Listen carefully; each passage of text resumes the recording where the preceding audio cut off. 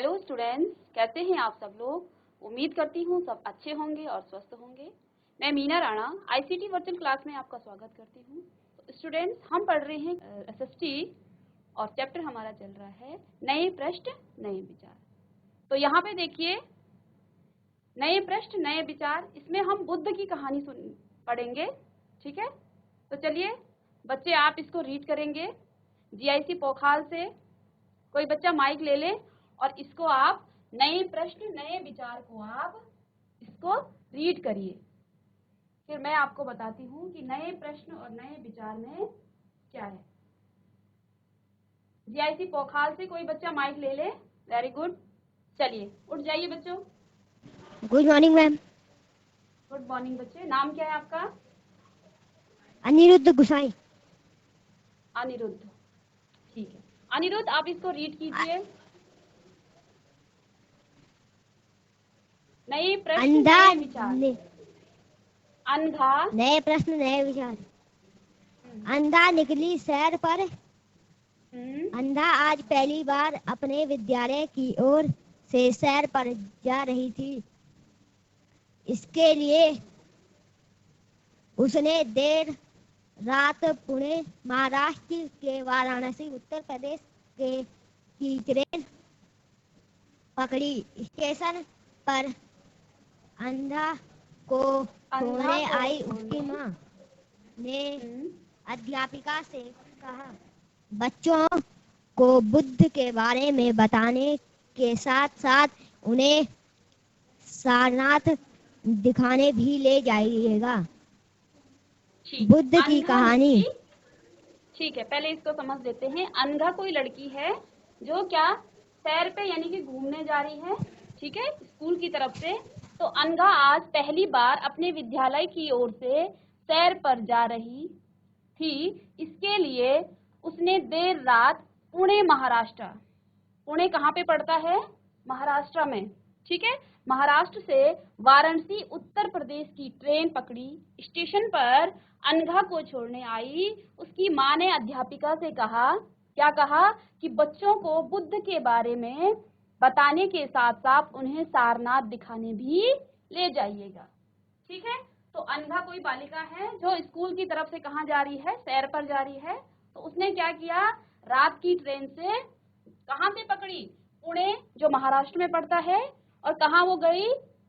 वाराणसी उत्तर प्रदेश की ट्रेन उसने पकड़ी। तो स्टेशन पर अनघा की माँ उसको छोड़ने आई और उसकी अध्यापिका से उन्होंने कहा कि आप क्या करना, बच्चों को बुद्ध के बारे में बताना और साथ साथ उन्हें आप सारनाथ भी दिखाने ले जाना। ठीक है, अब देखिए बुद्ध की, चलिए रीड कीजिए इसको आगे। आपके नेक्स्ट में कोई और कर ले बच्चा। बुद्ध की कहानी। बौद्ध धर्म के संस्थापक सिद्धार्थ थे, जिन्हें गौतम के नाम से भी जाना जाता है। उनका जन्म लगभग 2500 वर्ष पूर्व हुआ था। यह वह समय जब लोगों के जीवन में तेजी से परिवर्तन हो रहे थे, जैसे कि तुमने अध्याय 5 में पढ़ा। महाजनपदों के कुछ राजा इस समय बहुत शक्तिशाली हो गए थे। हजारों सालों के बाद फिर से नगर उभर रहे थे। गांवों के जीवन में भी बदलाव रहा था। अध्याय 9 देखो। बहुत से विचारण इन परिवर्तनों को समझने का प्रयास कर रहे थे। वे जीवन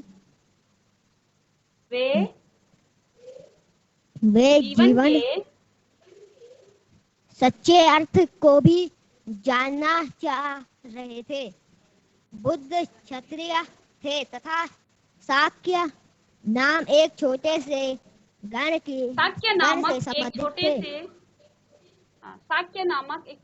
से संबंधित थे।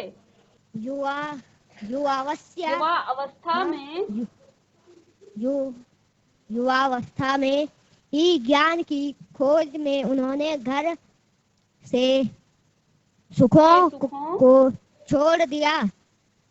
अनेक वर्षों तक वे भ्रमण करते रहे तथा अन्य विचारकों से मिलकर चर्चा करते रहे। अंततः ज्ञान प्राप्ति के लिए उन्होंने स्वयं ही रास्ता ढूंढने का निश्चय किया। इसके लिए उन्होंने बोध गया बिहार में एक पीपल के नीचे कई दिनों तक तपस्या की। अंततः उन्हें ज्ञान प्राप्त हुआ। इसके बाद से वे बुद्ध के रूप में जाने गए। यहाँ से वे वाराणसी के निकट स्थित सारनाथ गए। पहली बार उपदेश दिया। कुशीनारा में मृत्यु से पहले शेष जीवन उन्होंने पैदल ही एक स्थान से दूसरे स्थान की यात्रा करने और लोगों को शिक्षा देने में व्यतीत किया। बैठ जाइए। चलिए, तो यहाँ हम पढ़ रहे हैं बुद्ध की कहानी। ठीक है, तो बौद्ध धर्म के जो संस्थापक थे वो सिद्धार्थ थे। ठीक है, और सिद्धार्थ इनके बचपन का नाम था। ठीक है, तो देखिए बुद्ध की कहानी क्या है कि बौद्ध धर्म के संस्थापक सिद्धार्थ थे, जिन्हें गौतम के नाम से भी जाना जाता है। उनका जन्म लगभग 2500 वर्ष पूर्व हुआ था। तो सिद्धार्थ का जन्म कब हुआ था? 2500 वर्ष पूर्व हुआ था। यह वह समय था जब लोगों के जीवन में तेजी से परिवर्तन हो रहे थे। ठीक है, तो परिवर्तन तो हमारे जीवन का क्या है, हर बार हमारे जीवन में क्या होते रहते हैं? परिवर्तन होते रहते हैं। ठीक है, आज आप जिन टेक्नोलॉजी को यूज कर रहे हो, अब नेक्स्ट जनरेशन में वो टेक्नोलॉजी इतनी हाई हो जाएंगी कि आपको वो चीजें समझने में टाइम लगेगा। ठीक है, आज से 20 साल पहले आप देख रहे होंगे हम लोगों के पास ना तो मोबाइल फोन थे। ठीक है, हम घर में बातचीत करने के लिए चिट्ठियों का, ठीक है, पत्र भेजा करते थे। बट आज क्या है, आज हम क्या कर रहे हैं, मोबाइल फोन, इंटरनेट ने हमें इतना कनेक्ट कर दिया है। तो ये क्या है, एक तरफ से परिवर्तन है आपके जीवन में। ठीक है, तो क्या हो रहा था उस समय भी, यह वो समय था जब लोगों के जीवन में क्या हो रहा था, तेजी से परिवर्तन हो रहा था। ठीक है, जैसा कि तुमने अध्याय 5 में पढ़ा कि जनपद जो है, महाजनपदों में क्या हो रहे थे कि कुछ राजा इस समय बहुत शक्तिशाली हो गए थे। हजारों सालों के बाद फिर से नगर उभर रहे थे। तो गांव के जीवन में भी क्या हो रहा था, बदलाव हो रहा था। ठीक है, तो वो आप जो गांव के जीवन में बदलाव होगा वो अध्याय 9 में आप उसको देखेंगे। बहुत तेजी से विचारक इन परिवर्तनों को समझने का प्रयास कर रहे थे। ठीक है, जो विचारक होते हैं वो क्या कर रहे थे, इन परिवर्तन को क्या समझने का वो प्रयास कर रहे थे। ठीक है, तो देखिए वे जीवन के सच्चे अर्थ को भी जानना चाहते थे कि जीवन का अर्थ क्या है। तो बुद्ध क्या थे, क्षत्रिय थे। ठीक है, बुद्ध आपके क्षत्रिय थे और शाक्य नामक एक गण से संबंधित थे। तो गण आपने प्रीवियस चैप्टर में पढ़ा है। घर के सारे सुखों को छोड़ दिया था। अनेक वर्षों तक वे भ्रमण करते रहे तथा अन्य विचारकों से मिलकर चर्चा करते रहे। ठीक है, अंततः ज्ञान प्राप्ति के लिए उन्होंने क्या किया, स्वयं ही रास्ता ढूंढ लिया। तो उन्होंने क्या काम किया, खुद ही ज्ञान प्राप्ति के लिए खुद ही रास्ता उन्होंने ढूंढ लिया।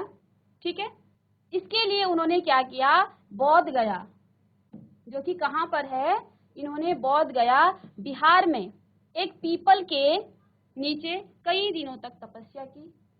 ठीक है, तो बुद्ध ने क्या काम किया, अपने सारे, जबकि वो एक राजा के पुत्र थे, ठीक है, भावी राजा वो होने वाले थे, लेकिन उन्होंने क्या काम किया, उन्होंने अपने सारे सुखों को, सारा राजपाट छोड़ करके वो जीवन में ज्ञान ढूंढने के लिए चले गए। सब कुछ छोड़ छाड़ के वो चले गए।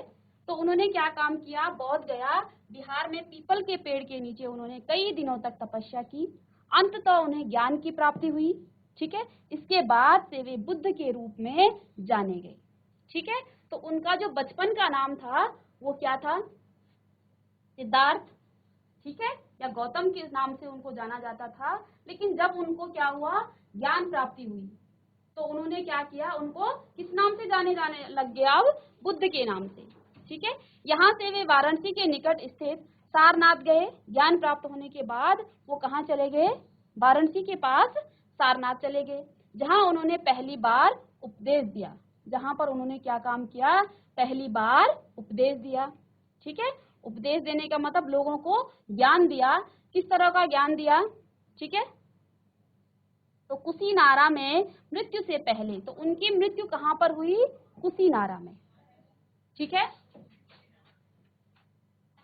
मृत्यु से पहले का शेष जीवन उन्होंने पैदल ही एक स्थान से दूसरे स्थान की यात्रा करने और लोगों को शिक्षा देने में व्यतीत किया।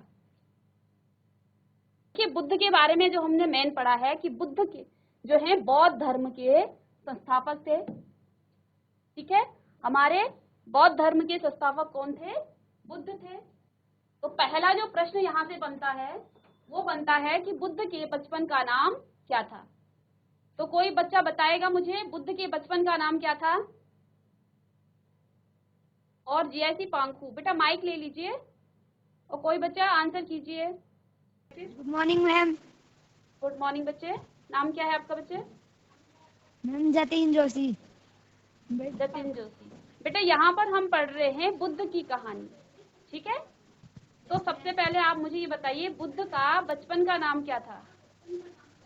मैम सिद्धार्थ। सिद्धार्थ था। इन्होंने किस धर्म की स्थापना की? बौद्ध धर्म। अच्छा, इन्होंने तपस्या की किसी पेड़ के नीचे। कौन सा पेड़ था वो? किसी और को दे दो आप माइक, जिसको आता है पीछे क्लास में। चलिए चलिए, तो एक बार इसको फिर से देख लें।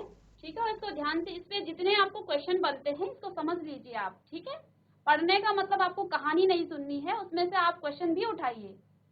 ठीक है, जहां जहां आपको अंडरलाइन किया जा रहा है इट मीन्स वहां पर आपके क्वेश्चन बन रहे हैं। तो सबसे पहला जो प्रश्न है वो है बौद्ध धर्म के संस्थापक बुद्ध थे। ठीक है, इनके बचपन का नाम सिद्धार्थ था, जिन्हें गौतम के नाम से भी जाना जाता था। उनका जन्म कब हुआ था? 2500 वर्ष पूर्व इनका जन्म हुआ था। यह वह समय था जब लोगों के जीवन में क्या हो रहे थे? तेजी से परिवर्तन हो रहा था, जैसा कि तुमने अध्याय 5 में पढ़ा है। महाजनपदों के कुछ राजा इस समय बहुत शक्तिशाली हो गए थे। हजारों सालों के बाद भी नगर फिर से जो है नगर उभर रहे थे। गांवों के जीवन में भी बदलाव आ रहा था।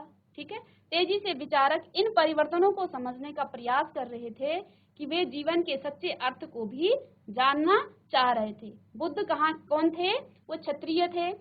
ठीक है, और शाक्य नामक एक छोटे से गण से संबंधित थे। तो यहाँ से भी आपका प्रश्न बनता है कि वो किस गण से संबंधित थे। तो आप क्या कहेंगे उसका आंसर? शाक्य नामक एक छोटे से गण से वो क्या थे? संबंधित थे। युवा अवस्था में ही उन्होंने क्या की?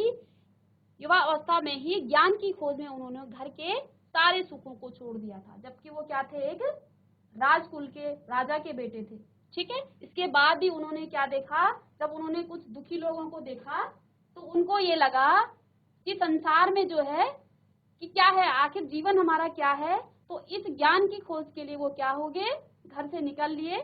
ठीक है, उन्होंने सारे सुखों को छोड़ दिया। अनेक वर्षों तक वे क्या करते रहे? भ्रमण करते रहे। अन्य विचारकों से वो मिलजुल कर चर्चा करते रहे। ठीक है, अंततः ज्ञान प्राप्ति के लिए उन्होंने क्या किया?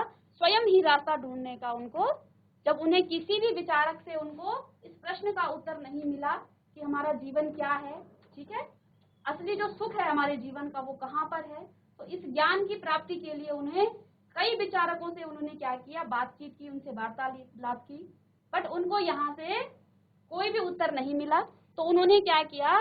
स्वयं ही रास्ता ढूंढने का उन्होंने निश्चय कर लिया। इसके लिए उन्होंने क्या किया? वो बौद्ध गया, बिहार में एक पीपल के पेड़ के नीचे कई दिनों तक उन्होंने तपस्या की। अंततः उन्हें क्या हो गया? ज्ञान की प्राप्ति हुई। इसके बाद से वे बुद्ध के रूप में जाने गए। ठीक है, एक पीपल के पेड़, जो मैं आपको प्रश्न कर रही थी कि किस पेड़ के नीचे और कहां पर इन्होंने तपस्या की, कहां पर? बौद्ध गया। ठीक है, बिहार में। ठीक है, ध्यान दीजिए बच्चों, जीआईसी पौखाल से ध्यान दीजिए, आपको फिर से यहाँ से प्रश्न पूछेंगे। ठीक है, तो इन्होंने कहाँ पर पहले तपस्या की? बोध गया, बिहार में, एक पीपल के नीचे। किस पेड़ के नीचे? पीपल के पेड़ के नीचे इन्होंने तपस्या की। ठीक है, अंततः उन्हें क्या हो गया है? ज्ञान प्राप्ति हो गया। ठीक है, तो ज्ञान प्राप्ति के बाद उनको बुद्ध के रूप में जाने लगा। ठीक है, यहाँ से वाराणसी के निकट स्थित सारनाथ वो चले गए, जहाँ उन्होंने पहली बार उपदेश दिया। ठीक है, तो अनघा जो थी, जिनकी मम्मी ने क्या बोला था टीचर्स को, उनकी शिक्षिका अध्यापिका को क्या कहा कि आप जब बच्चों को सैर पर ले जाएंगे तो आप क्या काम करना, कहाँ पर ले जाना उनको। देखिए, हम क्या पढ़ रहे थे? अनघा की कहानी। तो अनघा की मम्मी ने क्या कहा कि जब आप इनको क्या पुणे महाराष्ट्र से वाराणसी की तरफ वो जा रहे थे, तो उनकी माँ ने कहा कि आप बच्चों को बुद्ध के बारे में बताने के साथ साथ उन्हें सारनाथ दिखाने भी ले जाइएगा। तो सारनाथ उन्होंने क्यों कहा? क्योंकि वहां पर बुद्ध ने अपना पहला उपदेश दिया था। ठीक है, तो यहाँ पर हम इसी को पढ़ रहे थे। तो फिर उन्होंने क्या किया? इसके बाद वाराणसी के निकट स्थित सारनाथ चले गए, जहां उन्होंने अपना पहली बार उपदेश दिया। ठीक है, कुशीनारा में मृत्यु से पहले का जो शेष जीवन उनका था, उन्होंने पैदल ही एक स्थान से दूसरे स्थान की यात्रा की, करने और लोगों को शिक्षा देने में व्यतीत किया। यानी कि मृत्यु के पहले उन्होंने पैदल ही एक जगह से दूसरी जगह वो जाते रहे, लोगों को उपदेश देते रहे। ठीक है, अब नेक्स्ट है इसमें, बुद्ध ने शिक्षा दी कि यह जीवन कष्टों और दुखों से भरा है। बुद्ध ने क्या कहा, क्या शिक्षा दी कि जो हमारा जीवन है वो क्या है? दुखों और कष्टों से भरा है।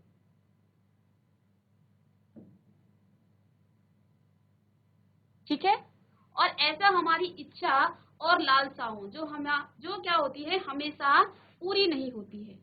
ठीक है, हम अपनी इच्छाओं को क्या करते हैं? हम अपनी इच्छाओं से ही क्या होते हैं? दुखी होते हैं। ठीक है, कष्ट हमें क्या होता है? जब हमें कोई वस्तु नहीं मिलती है तो हमें दुख होता है कि अरे उसके पास तो ये चीज है, मेरे पास नहीं है। ठीक है, ये हमारी इच्छाएं ही हैं जिनसे हम दुखी रहते हैं। ठीक है, और इंसान को अगर एक चीज मिल गई तो फिर वो दूसरी चीज में लालसा रखता है कि अच्छा ये मिल गया, तो उसकी वैल्यूज हमें खत्म कर लेते हैं हम। ठीक है, तो जो चीज हमारे पास होती है उसकी हम अहमियत नहीं जानते हैं कि वो क्या है। ठीक है, जो नहीं होती है उसकी हमें क्या होती है? हमेशा इच्छाएं होती है। तो बुद्ध ने हमें क्या कहा कि जो हमारा जीवन है वो कष्टों और दुखों से भरा हुआ है, और ऐसा हमारी इच्छा और लालसाओं जो हमेशा पूरी नहीं हो सकती है। ठीक है, तो ये हमारा जो दुखों का कारण है, कष्टों का कारण है, वो हमारी इच्छाओं की वजह से है, हमारी लालसाओं की वजह से है। ठीक है, तो कभी कभी हम जो चाहते हैं वो प्राप्त कर लेने के बाद भी संतुष्ट नहीं होते हैं। ठीक है, कभी कभी क्या होता है, हम जो चाहते हैं वो प्राप्त तो कर लेते हैं, लेकिन उसके बाद हमारी क्या होती है? इच्छाएं, उसके बाद भी हम संतुष्ट नहीं होते, हमें और चीजें और जो हमारे पास नहीं है वो चाहिए होता है। ठीक है, एवं अधिक वस्तुओं को पाने की इच्छा करने लगते हैं। तो हमें फिर लगता है कि हमें ये चीज मिल गई है तो हमें और चीजें और चाहिए। ठीक है, अन्यथा अन्य वस्तुओं को पाने की इच्छा करने लगते हैं। बुद्ध ने इस लिप्सा को तृष्णा कहा। तो बुद्ध ने क्या कहा? ये क्या है? तृष्णा है। ठीक है, कि जो हमारी इच्छाएं हैं, ठीक है, इच्छाएं तो ठीक है, बट हम जिस इच्छा को पूर्ति करने के बाद हम और चाहते हैं कि हमें और वस्तुएं मिले और हमें चीजें मिले। ठीक है, तो इसको बुद्ध ने क्या कहा? तृष्णा कहा। बुद्ध ने शिक्षा दी कि आत्म संयम अपनाकर हम ऐसी लालसा से मुक्ति पा सकते हैं। आत्म संयम निभाकर या अपनाकर, यानी कि हम संतुष्ट रहें। ठीक है, हमें ज्यादा वस्तुओं की इच्छा ना हो, तो हम क्या हो सकते हैं? फिर इन दुखों से हम छुटकारा पा सकते हैं। ठीक है,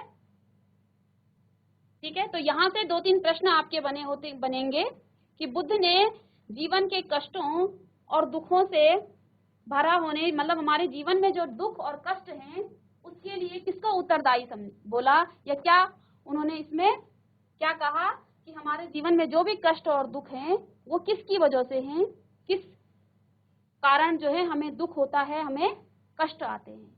ठीक है, और सेकंड जो क्वेश्चन बनेगा यहाँ से कि बुद्ध ने, जो हम क्या करते हैं, एक वस्तु को पाने के बाद दूसरी वस्तु की हम लालसा करते हैं, दूसरी वस्तु की इच्छा करते हैं, तो इस चीज को बुद्ध ने क्या कहा, ये तृष्णा है।